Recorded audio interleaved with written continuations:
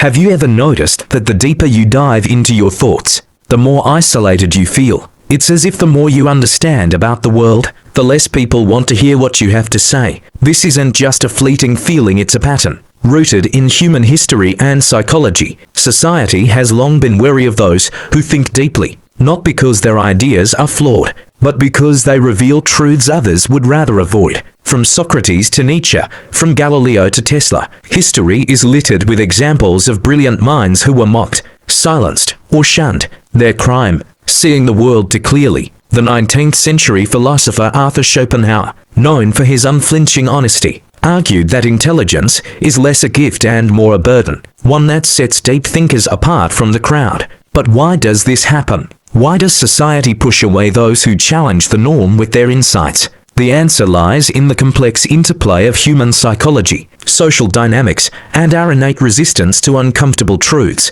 Let's start by exploring why intelligence, more than any other trait, makes people uneasy. When you meet someone who is physically stronger, you might admire their strength without feeling diminished. If someone is wealthier, you might feel a pang of envy, but it doesn't necessarily threaten your sense of self. But when you encounter someone who thinks more deeply, someone who questions assumptions or sees beyond the surface, something different happens. Psychologists describe this as the mirror effect. A deep thinker doesn't just present new ideas, they inadvertently highlight the intellectual limitations of those around them. This reflection can feel like a personal attack, even if the thinker says nothing at all. The mere presence of someone who perceives the world more acutely can make others feel exposed or inadequate, triggering discomfort or defensiveness. This reaction isn't just anecdotal, it's backed by science. Studies in neuroscience reveal that when people feel intellectually outmatched, their amygdala, the brain's fear center, lights up.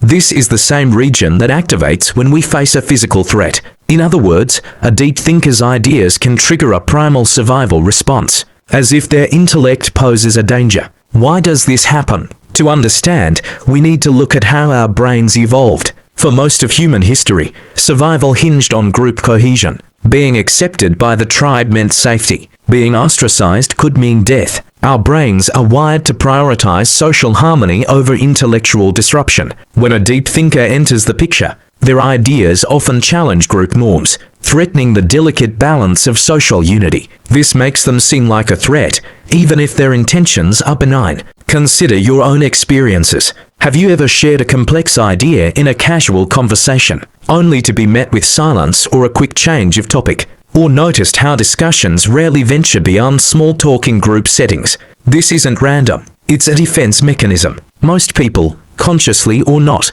avoid ideas that demand too much mental effort or challenge their worldview. This tendency is amplified in groups where social status comes into play. A 2021 Stanford study found that people are less threatened by intellectual superiority in one-on-one settings, but feel significantly more defensive in group dynamics. In groups, individuals aren't just reacting to the deep thinker's ideas, they're worried about how they're perceived by others. If someone feels overshadowed, they may dismiss or undermine the thinker to protect their standing. This resistance to deep thinking is compounded by cognitive biases. The Dunning-Kruger effect shows that people with limited knowledge often overestimate their competence, making them less receptive to those who know more. The status quo bias explains why we cling to familiar ideas, even when they're flawed, because change feels risky. And the backfire effect reveals why challenging someone's beliefs can make them cling to those beliefs even harder.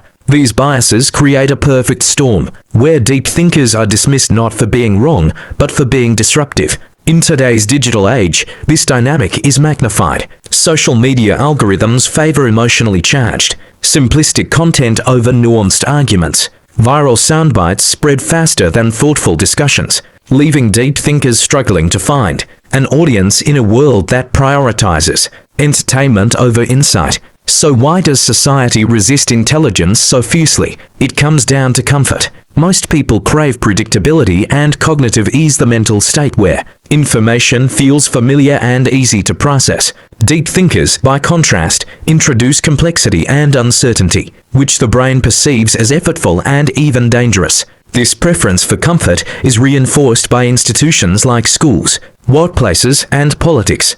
Schools often reward conformity over curiosity, punishing students who question authority. Workplaces prioritize employees who maintain the status quo over those who innovate. And in politics, leaders who offer simple, feel-good promises often outperform those who speak hard truths. This systemic bias explains why society celebrates intelligence only in hindsight, once it's no longer a threat. Think of Galileo, IMPRISONED, for proving the Earth orbits the Sun, or Tesla, whose revolutionary ideas were dismissed until after his death. Their stories show that society doesn't fear intelligence itself, it fears the change it brings. Schopenhauer, the philosopher who saw intelligence as a curse, offers a deeper lens on this phenomenon. He believed that human behavior is driven by a primal force he called the will, an irrational urge for survival, pleasure, and comfort. Most people, he argued, live to satisfy these basic desires, avoiding truths that cause discomfort. Deep thinkers, however, are driven by a different force, the will to truth. They seek understanding, even when it leads to pain or isolation. This creates a fundamental disconnect. While most people find meaning in relationships, entertainment, or routine, deep thinkers often see these as distractions from larger existential questions. They crave depth in a world that values simplicity, and this mismatch makes them feel alienated.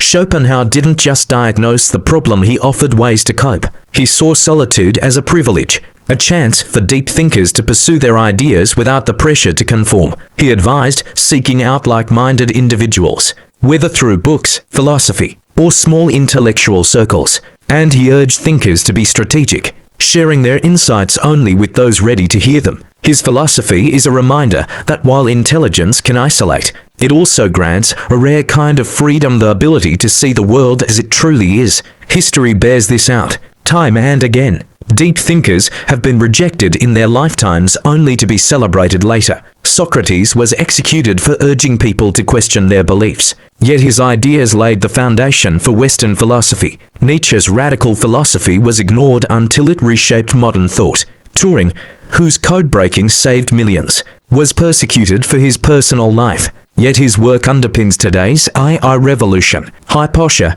a brilliant mathematician in ancient Rome, was murdered for her rational teachings, but her legacy endures. These thinkers were ahead of their time, and their stories reveal a truth. Society resists deep thinkers not because they're wrong, but because they're right too soon. So, what can deep thinkers do in a world that resists them? First, recognize that not every setting is suited for profound ideas. Save your deepest thoughts for those who value them, whether friends, mentors, or online communities. Second, learn to communicate complex ideas simply. As Einstein said, if you can't explain it simply, you don't understand it well enough. Clarity doesn't mean dumbing down. It means making your ideas accessible. Finally, embrace your role as an outsider. Deep thinkers have always been the ones to push humanity forward, even if their contributions are only recognized later. If you've ever felt alone in your thoughts, know that you're not broken, you're simply seeing the world differently. Society may not always embrace you, but it needs you.